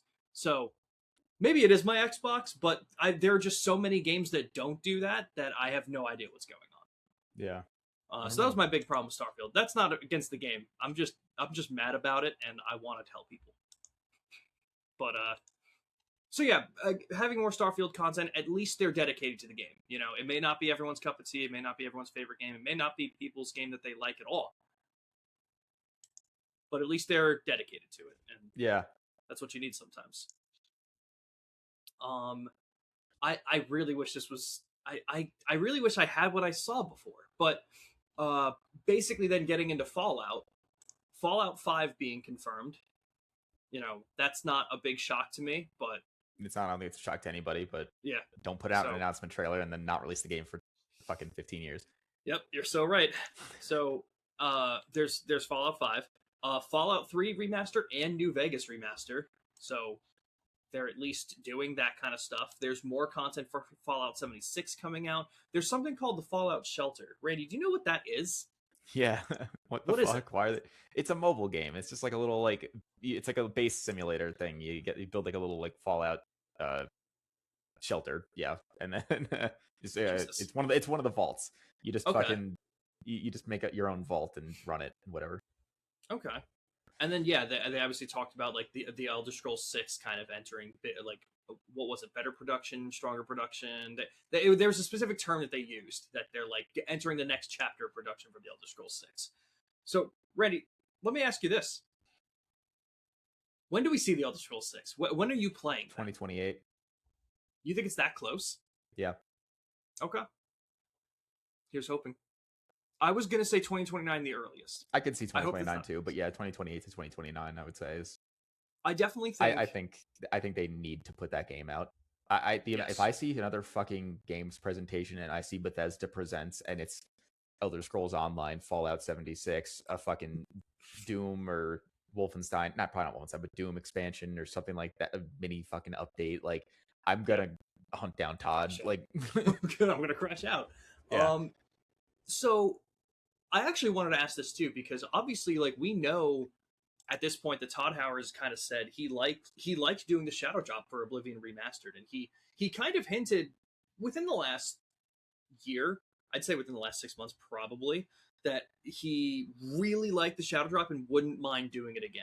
Which then I think kind of blew up a lot of people to being like, "Oh my god, are they going to shadow drop Elder Scrolls?" And it's like, no, they're not. Why would you? probably not. It's Yeah. crazy. Well, the But thing is, I don't think it's ridiculous that people thought that though, because it was in an interview he was talking with some, I forget who he was interviewing with, but they said, would you say, I forget the exact quote, but it was something along the lines of like them asking, would you say that like the Oblivion remaster Shadow Drop was like a testing grounds for doing that sort of thing with like maybe Elder Scrolls in the future? And he was like, yeah, you might say something like that. okay, so it was So very it much was like it was a little more like on the nose, and it was like, oh shit, wait, are they gonna do Yep. this? Like, yeah, Okay, I see. So let me ask this first because with the whole shadow dropping thing, there's not a shot that this is what they wanted to announce, right? Like this roadmap reveal was Asha Sharma coming in and being like, "We need everyone to know what you're actually doing," because yeah, it's and I go God, on. it's crazy to go from what the fuck is Bethesda doing to oh, here's the 12 things they've been doing. That's a And he lot of also things to announce. he responded to a Reddit like thread. They were talking, I forget exactly what they were talking about, but it was something, and his comment was something along the lines of like, yeah, like I know we're not very active on here, but like we do read this regularly. We listen to the community and everything. And I think that pissed me off more than anything. Because he had like a long thing saying how much like, yeah, we might not like be active on Reddit, but we do come on here all the time. We see people's opinions, we see what they're talking about. Fuck you. People have been complaining since like the first or second patch for the Oblivion remaster that completely like fucking it was already like pretty bad performance wise. Uh it's broken. I tried playing it recently. The game said I was getting like 100 and fucking something frames a second. It was stuttering to high hell. I don't know, it wasn't a frame thing. Maybe it was a frame time issue, but like it was next to unplayable for me.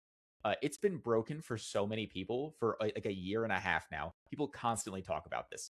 If you're saying that you fucking listen to the community and people are constantly saying this game still runs like dog shit or runs worse now for a year and a half, and you have said nothing, put out no patch, fuck you. That means that you're telling me that you just don't give a fuck, or you're He lying said when you say you listen. he said they listened. Didn't say they'd answer. He meant they heard. Yeah, Not that exactly. they cared. It was a very specific definition that he used there. Yeah, no, Um, it was. that's So rough. you're either telling me you're lying when you're saying you're listening, or you just don't give a fuck. And like, I again, I don't play a lot of Bethesda games. I don't like. I have not jumped into Fallout. I cannot get into Fallout. I've tried 3 and I've tried 4 several times on different occasions. I've never tried New Vegas, so that will be one that I try. New Especially Vegas is with the my one friends. I like. I was a similar boat as you. I didn't like 3 as a kid, and then which I know is heresy, but I don't know. I Yeah, was a dumb kid, and I didn't like that you couldn't aim down sights, and I hated. I didn't like the city like DC as much. I don't know. It felt too. I don't want to say grim because it's Fallout, but like it felt too yeah. like I don't know. It didn't have a There's vibe that something I about loved that I liked as a right. kid. I tried New Vegas. I loved New Vegas. New Vegas was a perfect mix for me of like, oh, I'm in a wasteland. Mm, It the feels right more the like a right Fallout. Like setting. yeah, it feels. I love the setting, and you could actually ADS in that game, even if you're not really using it too much. You could do it. Mm. Uh, Just having the it option changed a just lot. having the option. It felt weird in 3 when I see a scope on a gun and then I go to zoom in and it's just like I I see the remember. side closer. Yeah. Well, I uh, remember. Just to cut in really, I remember my problem with Fallout 4 because that was the first Fallout that I was like jumping into, trying to dedicate time to it.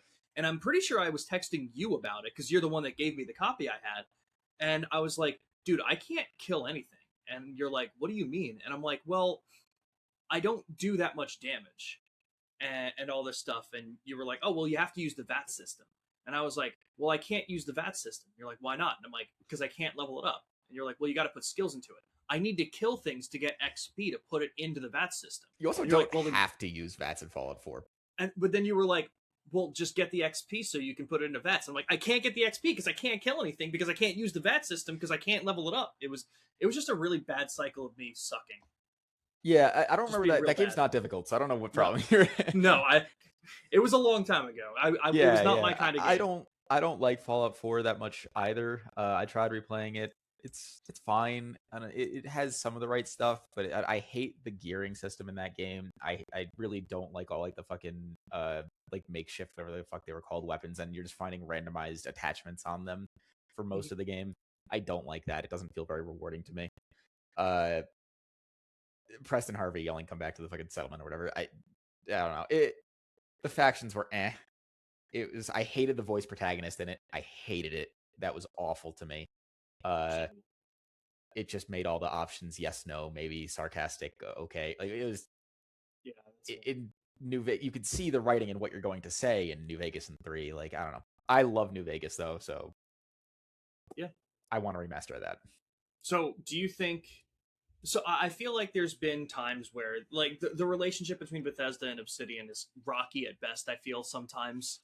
Um, do you think that this remaster? I mean, I would take it that this remaster is something that they did not really want to do. Bethesda, he's very, they're very protective of the Fallout IP. I don't know if they really would have wanted to open that back up if they're, now that they have to rebuild it too. So it's not simple like it could have been, simpler than it is now at least. Do you think that this opens the possibility to a New Vegas 2 with Obsidian behind the wheel? I Like, don't know. I don't even want them doing it. I don't like anything Obsidian's put out recently. okay, totally So fair. I mean Bethesda's been fucking up too, but they haven't really putting anything out. So That's fair. I didn't think Starfield was amazing, but it was okay. Same thing with Fallout 4, but those are like the last two like Two games that single they player did, games yeah. they put out, and it's so like most of their Crazy. fuck ups are just mismanagement, not putting anything fucking out. Like Yeah, that's true. So yeah, so with this, like, with as many things that we've seen here, with the Elder Scrolls 6, you saying potentially being 2028. When do you think Fallout 5 is? okay, so I think Ash Sharma's gonna have a bigger push for speeding that one up. I don't think Yes. she's gonna want that being another decade past long thing. So I Yeah. could see like a world where 34 is a possibility if this comes out in 28. Okay. And how about like a Fallout 3 remaster or New Vegas That could release? be a lot sooner. I could see that. Like honestly, you have a lot of the work done. Oblivion was on the same engine as 3, I believe. I know it was changed a bit. Okay. I don't know. I'm kind of talking on my ass right now, so I'm going to stop with that. But Mm. you already, if you're doing the same Unreal Engine thing, you Mhm. understand. I think they understand how to do it a little better now. So, uh, I don't know. I guess it depends on where Elder Scrolls 6. If Elder Scrolls 6 does end up coming out in 2028, you would have to put that out like either 2027 or like 2029. Then it would have to be around Elder Scrolls 6. And I don't Now, see it coming out next year. So do you see either of these remasters being so close to being done as the potential shadow drop that they were talking about? That do you think there's a possibility we see Fallout 3 remastered, say, this holiday season? Do you probably think not this either of holiday them season. are that At this close? point, I don't know. Okay. It depends on if they were working on it already, because I know there were already rumors on it.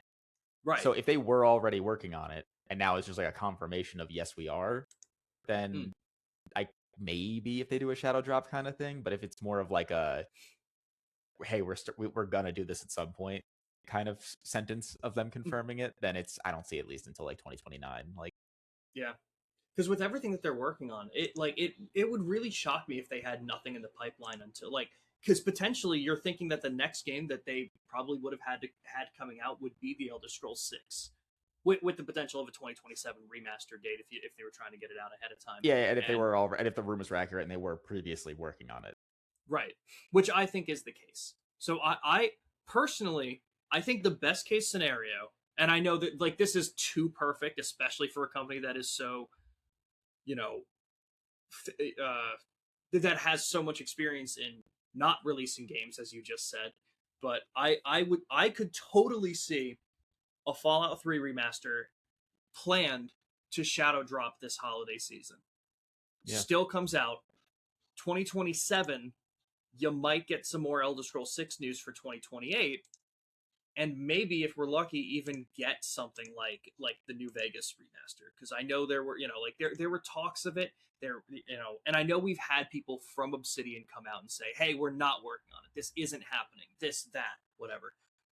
Were they lying? Was it just not to talk? Was it just because Bethesda liked keeping things under wraps, so they couldn't say anything about it? Or were they What not the having relationship Obsidian was? do it at that point?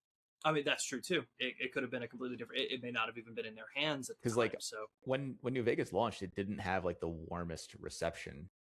I don't think people thought okay, it was like terrible, but like they were like, hey, this is just Fallout 3 again with like some minor changes. okay, And then I know Bethesda didn't like New Vegas when it came out. They gave like fucking Obsidian like a list of like everything they did wrong. that's fucking uh nuts. God damn, that's cruel. But yeah, I mean, and Elder Scrolls 6 on the horizon, Fallout 5 on the horizon. I mean, I know we talked about it recently with like Xbox's acquisitions and what they should do in the future, and it's just like it's absolutely absurd that they acquired Bethesda. What year was that they got them? it's been a couple years at this point. When did Xbox acquire?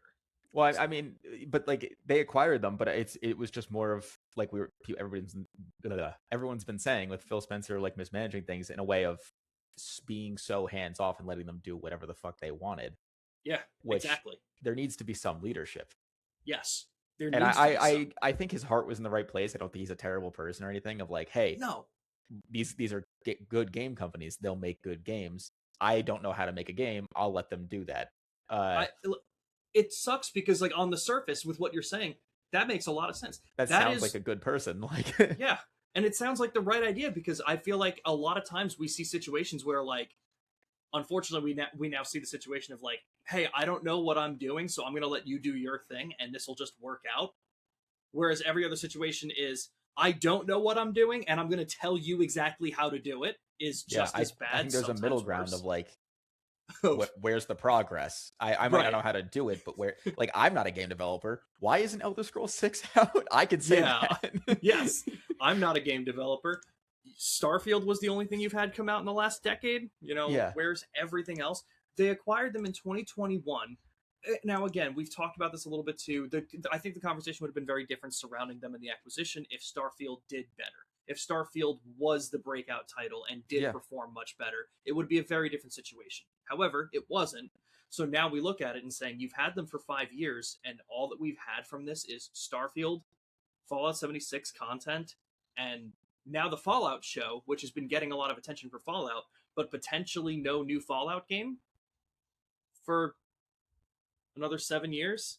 Yeah. Granted, that's complete speculation on when Fallout 5 is, but And regardless, I think it's probably a little bit like of the situation where like what I'm going to use Double Fine as an example, and I'm also going to say they quote unquote took advantage, but I don't mean it like that. I don't mean that they were like Double Fine's evil or anything. No.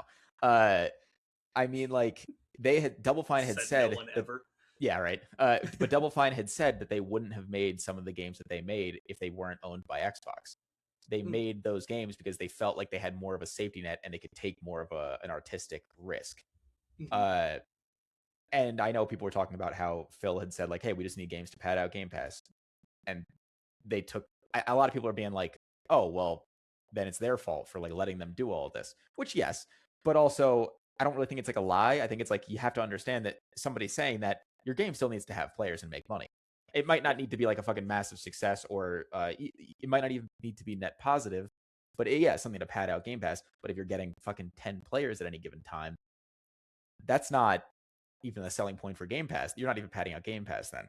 So it's like, I think a lot of studios are doing that sort of thing with, we have hands off. And I hate to kind of like reason it out like this because I remember having this exact conversation like recently because we were talking about Kiln specifically. Yeah. And a game like Keeper, granted, Keeper wasn't multiplayer, but I really wonder how many people played that game. So much of this is like, it's like the two dudes right now in their bedroom in Norway recording a black metal demo on their phone, where it's like, man, this isn't going to be a lot of people's shit, but the 8 people that are going to hear this off of my phone are going to fucking love it. And it's like, that's really cool because I like the artistic integrity of it, but there's no sustainability for that. There isn't. And I think it gets to a point where it's you have to take a little responsibility for that. And I think Bethesda does. I think Bethesda has a larger safety net, obviously, than somebody like Double Fine. I But agree that Norway needs to take responsibility for Norway the needs to take music that's coming responsibility. out Yes, there. no, but like you can't They just need pin to the talk about blame. You can't just pin all the blame on like one person and be like, it. No, it's his fault for saying this. Like, no, when right. you release 3-4 games in a row that or no games, and you're just not getting players. Shocker. Shocker. Shocking Yeah. that this happens. So it's one of the and like it's funny that you mentioned that reason specifically because that's exactly how I felt about Hellblade. When I was Yeah. playing Hellblade, I was like, wow, this is an art form of a game. And I will let you interpret that however the fuck you want. Because I was like, man, this looks beautiful. This is so crazy. I don't know if I could recommend this to anyone because everyone would be like, what am I looking at? Why am I playing this? Well, look how cool that looks. Wow, that's very unique. I'm going to move on with my life. That's how I felt about Hellblade when I played it. So there's so many games, so many studios that are doing stuff like that, whether it's Ninja Theory, whether it's, whoever. And I think a lot of these companies, funny enough, that Ninja Theory was also one of the companies that were, being let go and in the situation that Double Fine found themselves in with Microsoft. So yeah, I don't know. It's just like you. I think Ubisoft published Pentiment, right? Or was that Obsidian that did a Pentiment? I believe. Give me 2 seconds. I think it was Obsidian, but I could be totally wrong. Well, I thought Ubisoft Obsidian. published it. Did Ubisoft publish that, or was that Microsoft? Sure. Xbox Game Studios and Limited. Okay, yeah, I don't know why I thought you. Yeah, but yeah, no, it's stuff like that. There's a place for all these games. Like I love that Double Fine is doing these like artistic games, but at a certain point, you could put out one or two, but you need to have something that gets players as well if you're not self-funded, because otherwise this sort of thing happens. Kind of like what you literally just said with management. There has to be a middle ground. You can't just always do this or always do that. You have to find the balance, and it sucks when you're a smaller developer like that, because especially with the situation Double Fine probably found themselves in, where they really like doing this kind of stuff, where they're like, and they're good at this is fantastic. We have the safety net. We don't have to worry about this too much. We can just have fun doing what we love. Like I remember, God, where did I see it? It probably kind of funny because, like I said, I listen to those guys all the time, and they had Tim Schafer on the show talking about Kiln and what they did, and like he took his whole team out for pottery to learn about like how you do it so that in the game you make the pottery the way that you do, and it's like that's so in depth for something that 18 people are playing, and I guarantee you that 17 of those 18 people aren't even looking into that detail to that degree. That doesn't mean you can't do it, because that is one of the coolest damn stories I've ever heard, and I love that they could do stuff like that. But exactly like you said, you got to have the heavy hitters too somewhere that can allow you to keep doing it. And now without the safety net, I'm worried that people that were there doing what they loved are going to be looking at this and be like, this just isn't where I want to be anymore. What's going to happen? And this and that. So yeah, it's like what they say: you love what you do, and you'll never work a day in your life because you got fired by Microsoft. A lot of people are saying that recently. That's become a very popular saying as of the last couple of weeks. Yeah. So Bethesda, wish you luck. Hopefully we'll see some of these games coming out soon. And I don't wish them luck at this point. Do your fucking job. You know what? Fair point. Make a game. Or 7. Yeah. Apparently. The last thing I wanted to bring up, which I don't know a hell of a lot about, so this is going to be I'm reading this and kind of learning at the same time of what's going on. But Avatar Legends, the fighting game. Oh, yeah. So, Randy, weird place to end because it's a very minor thing, but yeah. Yeah, but it's also one of the most confusing things, I think. What did you know about this game before we started talking about it? Like, was this a game that was on your radar at all, whether you cared about it or not? I'm not a fighting game guy. I know there's a market for them. I genuinely don't understand it because those games require so much time. How does every IP get a fighting game? And then a lot of times they end up being at least okay, but like, yeah, it's not for me. Yeah. So this game, have you seen gameplay of this? Like what this looks like? Yeah. Because, damn, I think this looks awesome. Like it looks pretty good. Yeah. If I was a fighting game guy, I would be all over this. But yeah, the thing is, I'm also not, so I have no stake in this game. However, I was definitely interested in this because, again, between the podcast that I listened to and like seeing it on TikTok, it seemed like there was a pretty good amount of hype for this game. It seemed like it was going to be a lot of fun. Basically, from what I understand, is it's pretty complicated. Like it's pretty complex as far as like fighting games actually go. So what a lot of people have said about it is like this probably won't be most people's foray into fighting games, and if it is, you'll have a learning curve. Um, but if you like Avatar and you like the IP, they did really well with this kind of stuff, and that's really cool. Here's something they didn't do well with though. Uh, the Xbox version of the game delayed at the last moment. So I'm just reading from GameSpot by Evan Campbell.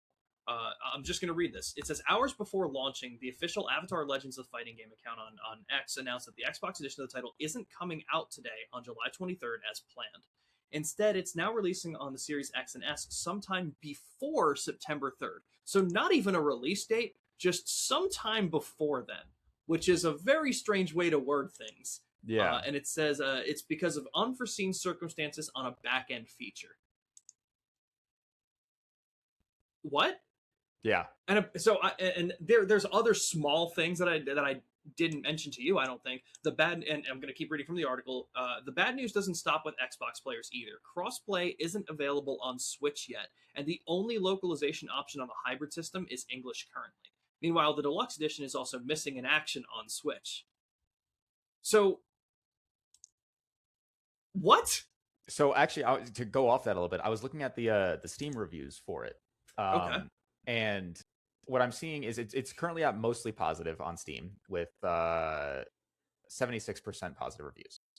Okay. The negative reviews, a lot of it is based around stuff that they advertise either not being in the game or issues with the deluxe edition. I see some people saying that they didn't get like the Samurai Appa skin, no soundtrack or art book. They didn't get, so the deluxe edition seems to be having problems on Steam as well, but it's still there.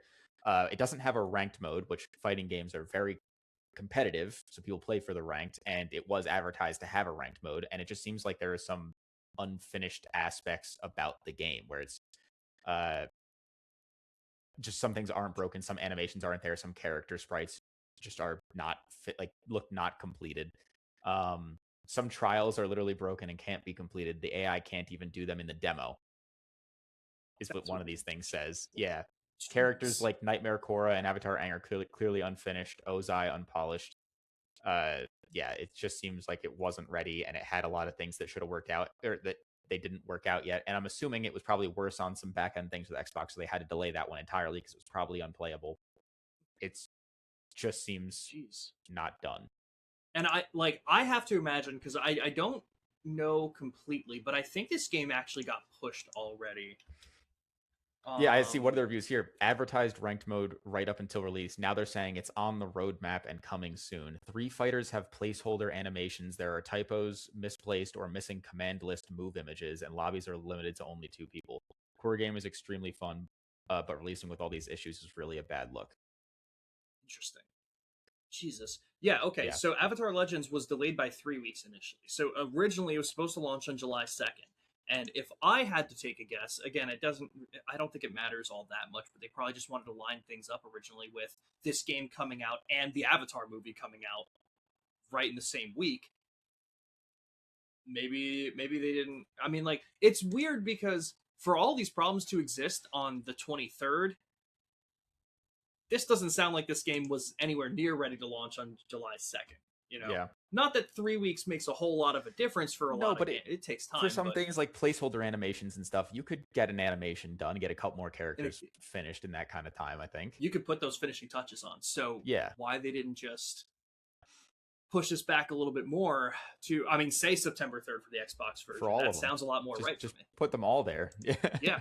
I've don't never do it a day before the day the game's coming out. Yeah, I've never seen a game launch like this where they're like, all right, so everything's coming out this day, except 12 hours from now when it's supposed to, that one's not coming out. You can only play this one in English. All of the deluxe edition content is missing. Have fun. Yeah. This would be kind of a fun like community game if we did like a little stream or something. If once it's finished, if we had like a little like mini tournament with people and stuff, and again, I would do that. And a pretty good price too. The price is $30. Yeah, so that's not bad at all. Yeah, and for all the characters, like I'm still reading from the GameSpot article. It says Avatar Legends the fighting game is out on PC and PS5 alongside just the standard edition on Switch. The regular version costs $30, while the deluxe edition retails for $50 and includes the year one pass plus a digital art book. The DLC will introduce other characters such as Iroh, Ty Lee, Lin Beifong, Bolin, and a voted in fifth character. So they're still putting in a lot of content and more characters and stuff. And Actually, cool. really quick, if you want to, before Seven Havens comes out as like a little like launch party kind of thing, if you want to do a community stream with this kind of thing, I'd totally be down. That'd be fun. Yeah. So, what? So, anything else to say about this, or just that it's weird? Just wait. It's fucking weird. Wait till it's done. Weird that they handled the issues weirdly. Yeah. So, with what Randy was saying and doing a community stream, we're going to be starting to stream on the official Stick Drift Cast Twitch channel. That is the name of it, Stick Drift Cast. I'll probably be putting it somewhere on our stuff. We'll make some socials. We'll make a link tree at some point at the very least. That way we have the YouTube, the Spotify, Apple Music, all that stuff together with our Twitch information. We're going to start doing some Final Fantasy 14 streams. So come by for some Final Fantasy 14. I get to play it again for the first time. And I say again because I've started this game about 8 times and I just keep falling flat. And then I can't find my account for some reason because I think they delete it and I can't sign in with the same sign-in information I use for everything. So what the fuck is going on, Square Enix? It's awful. So I'll be starting Final Fantasy 14 again. Randy will be playing it alongside me. A new character? Yeah, I'll do a new character. Okay, cool. So new characters. I have beaten A Realm Reborn twice, so okay, I know this stuff. What you're doing. They do change it. Like every time I play through it, they like streamline a bunch of things. And I know one of the things they're doing for Evercold that I think people will be really appreciative of is letting you fast travel to the next quest giver. Oh, that's so nice.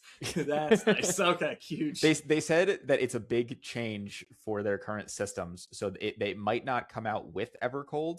They're trying to get it implemented in time, but they'll let people know if they can't do that, and it has to come out just during that expansion's lifespan. But does Evercold have a release date? I don't remember. Okay, I know. Separately, it's coming out. Final Fantasy 14 is coming out for the Switch 2 on August 4th, I believe. They just said January. Okay. Of 2027. Okay. So, not too far away. 4 months about, roughly. Yeah. And it's making a lot of big changes to combat and everything. It'll be really cool. So, changing things up. I can't wait to get into this game and learn it just in time for them to change it 4 months later. It'll get simpler. It'll get more simple for you. They're removing a lot of unnecessary buttons. Okay. Oh, yeah, we were talking about that. Oh, yeah. Okay. All right. Well, we're going to be doing Final Fantasy 14. We have some other streams that we were thinking of. Like I said, the Avatar Legends fighting game, as soon as it's actually done, hopefully sometime in the fall, we'll hold off till then and see what's up with that. Yeah. But I think that's it for today. One day, we'll have an ending. But not today.